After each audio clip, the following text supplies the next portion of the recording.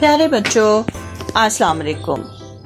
سنا ہے کہ ہمارے بچوں کے اسکول کھل رہے ہیں اور ہمارے بچے خوفزدہ ہیں اور ان کے والدین بھی خوفزدہ ہیں، کیونکہ کرونا کی وبا جس نے لاکھوں افراد کو متاثر کیا اور کئی جانیں لے لیں، وہ ابھی مکمل طور پر ختم نہیں ہوئی ہے، اگرچہ کہ اس میں خاصی کمی آ گئی ہے۔ اسکول کھلنے میں فکر کی بات یہ ہے کہ ہمارے اسکولوں میں بچوں کی تعداد زیادہ ہے، اور اگر اتنی تعداد میں بچے ایک ساتھ اسکول جائیں گے تو کرونا سے بیمار ہونے کا خطرہ بڑھ جائے گا۔ یہی وجہ ہے کہ باقی تمام چیزیں کھول دینے کے بعد بھی اسکول کھولتے ہوئے ہمیں پریشانی ہو رہی ہے۔ ہم اپنے بچوں سے بہت پیار کرتے ہیں اور انہیں کسی طور پر خطرے میں نہیں دیکھ سکتے۔ تعلیمی اداروں کو کافی عرصے تک بند رکھا گیا۔ بہت سے بچوں کو بغیر امتحانات لیے پاس کر دیا گیا، کیونکہ وہ سال بھر کی پڑھائی کر چکے تھے۔ یہ سارے اقدامات بچوں کی حفاظت کے لیے کیے گئے۔ اب مسئلہ یہ درپیش ہوا کہ بچوں کو اگلی کلاس کا سلیبس کیسے پڑھایا جائے۔ اس مقصد کے لیے آن لائن کلاس کا سلسلہ شروع کیا گیا۔ کسی حد تک تو یہ کامیاب بھی رہا، لیکن کہیں کہیں یہ بری طرح ناکام ہوا، کیونکہ پاکستان کی غریب عوام انٹرنیٹ کی سہولت سے محروم ہے۔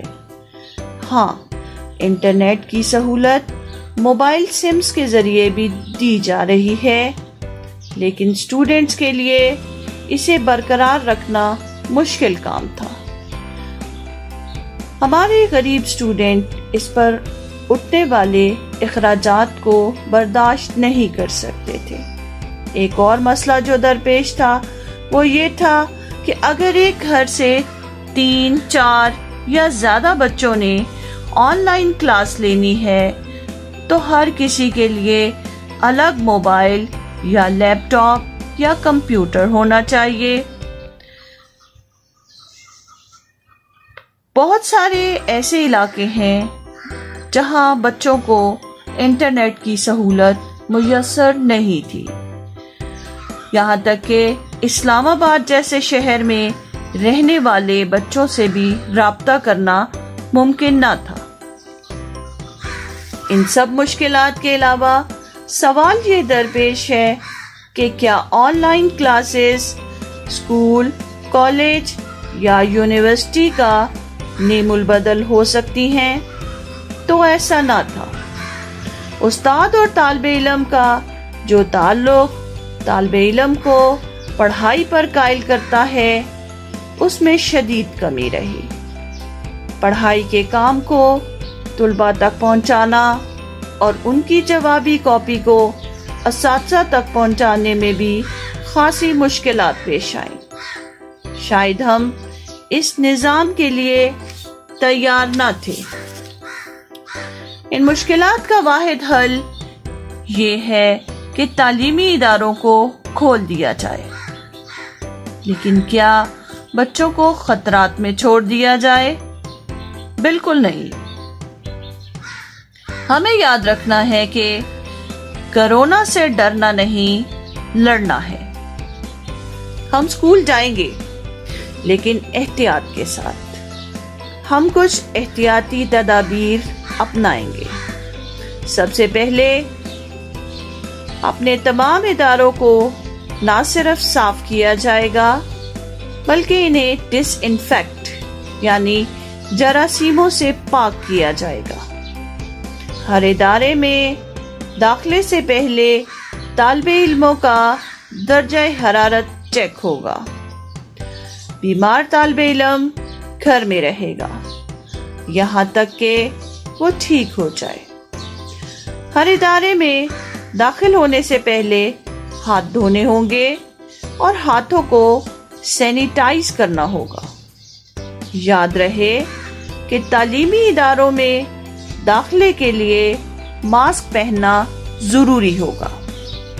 والدین بلا ضرورت اسکول نہ جائیں، اور اگر جانا ضروری ہو تو ادارے کی انتظامیہ سے بھرپور تعاون کریں۔ کلاسوں میں بچوں کو دور دور بٹھایا جائے گا۔ بچوں کو بھی اپنے اساتذہ سے تعاون کرنا ہوگا۔ انہیں جو ہدایات دی جائیں گی ان پر سختی سے عمل کریں۔ کورونا سے بچنے کے لیے ایک دوسرے سے فاصلہ رکھنا ضروری ہے۔ کچھ دنوں کے لیے شیئر کرنا چھوڑ دیں اور صرف اپنی چیزیں استعمال کریں۔ نہ ہی کسی کو اپنی کوئی چیز دیں اور نہ ہی کسی سے کوئی چیز لے کر استعمال کریں۔ سوشل ڈسٹینسنگ یعنی ایک دوسرے سے فاصلہ بنائے رکھنے میں ہی ہماری بچت ہے، کیونکہ اب تک کرونا وائرس سے ہونے والی بیماری کووڈ-19 کا کوئی علاج دریافت نہیں ہو سکا۔ اس لیے سوشل ڈسٹینسنگ کے ذریعے ہی ہم اپنے آپ کو کورونا کے جراثیم سے بچا سکتے ہیں۔ میرے پیارے دوستو، میں پھر کہوں گی، کورونا سے ڈرنا نہیں، لڑنا ہے۔ سوشل ڈسٹینسنگ کا مطلب بالکل یہ نہیں ہے کہ ہم اپنے گھروں میں بند ہو کر بیٹھ جائیں گے۔ جب حالات انتہائی خطرناک ہو چکے تھے تو ہم نے ایسا بھی کیا، لیکن اب ہمیں واپس نارمل زندگی کی طرف لوٹنا ہے۔ احتیاط کا مقصد صرف یہ ہے کہ ایسا نہ ہو کہ ہم بے خبر ہو جائیں اور کورونا کا دشمن بے خبری میں پھر سے ہم پر وار کر دے اور ہم اس سے شدید نقصان اٹھا بیٹھیں۔ سوشل ڈسٹینسنگ ایک وقتی ضرورت ہے، یہ ہمیشہ کے لیے نہیں ہوگی۔ جب ہمیں تسلی ہو جائے گی کہ اب خطرہ ختم ہو چکا ہے تو ہم پھر سے اپنی نارمل زندگی جینے لگیں گے۔ کورونا کی یہ وبا ایک مشکل وقت ہے جو انشاءاللہ ختم ہو جائے گا۔ دور رہتے ہوئے بھی اس بات کا خیال رکھیں کہ آپ ہی نے اپنے ساتھیوں کی مدد کرنی ہے۔ جسے مالی مدد کی ضرورت ہے اس کی مالی مدد کیجیے، اور جسے آپ کی تسلی کی ضرورت ہے اسے تسلی دیں۔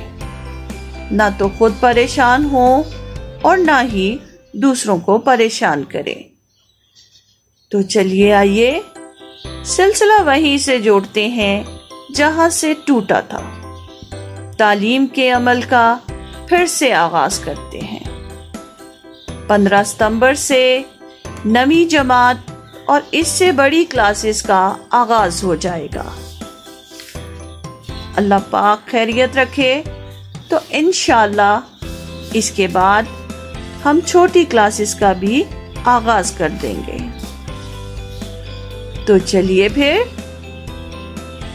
آؤ چلیں ہم اسکول، آؤ چلیں ہم اسکول، کورونا سے رہ کر محفوظ، ماسک کو لے کے ساتھ، ہاتھوں کو کر کے صاف، مل کر چلیں ہم اسکول، آؤ چلیں ہم اسکول، آؤ چلیں ہم اسکول، ایک دوجے سے رہیں گے ہم دور، باہر سے کچھ لے کر نہیں ہم کھائیں گے، لنچ اپنا ہم ساتھ لائیں گے، کورونا کو بھگائیں گے، ہاتھ نہیں ملائیں گے، دور سے ہاتھ لہرائیں گے اور سینیٹائزر بھی لگائیں گے، جراثیم بھگائیں گے، اچھی عادتیں اپنائیں گے. آؤ چلیں ہم اسکول کرونا سے رہ کر محفوظ. آؤ چلیں ہم اسکول، آؤ چلیں ہم اسکول. اچھا تو پیارے بچوں، امید کرتی ہوں کہ اب آپ اسکول جانے سے نہیں گھبرائیں گے، اور آپ نے یہ بھی سیکھ لیا ہے کہ اسکول میں کس طرح سے آپ نے اپنے آپ کو محفوظ رکھنا ہے. خود کو بھی محفوظ رکھیے اور دوسروں کی بھی حفاظت کیجیے. احتیاط کرنا ہم پر لازم ہے، کیونکہ اللہ تعالیٰ بھی اسی کی مدد کرتا ہے جو اپنی مدد آپ کرے. اگر آپ اللہ تعالیٰ کی مدد چاہتے ہیں تو اللہ تعالیٰ سے مدد طلب کیجیے. اللہ تعالیٰ سے ان الفاظ میں مدد مانگیے: اللہم عافنی فی بدنی، اللہم عافنی فی سمعی، اللہم عافنی فی بصری، لا الہ الا انت. ترجمہ: الہی مجھے میرے بدن میں عافیت دے، الہی مجھے میرے کانوں میں عافیت دے، الہی مجھے میری آنکھوں میں عافیت دے. تیرے سوا کوئی معبود نہیں. انشاءاللہ کرونا سمیت بہت سی بیماریوں سے آپ کی حفاظت رہے گی. تکلیف اور پریشانی کا مطلب یہ نہیں ہے کہ اللہ تعالیٰ آپ سے ناراض ہے.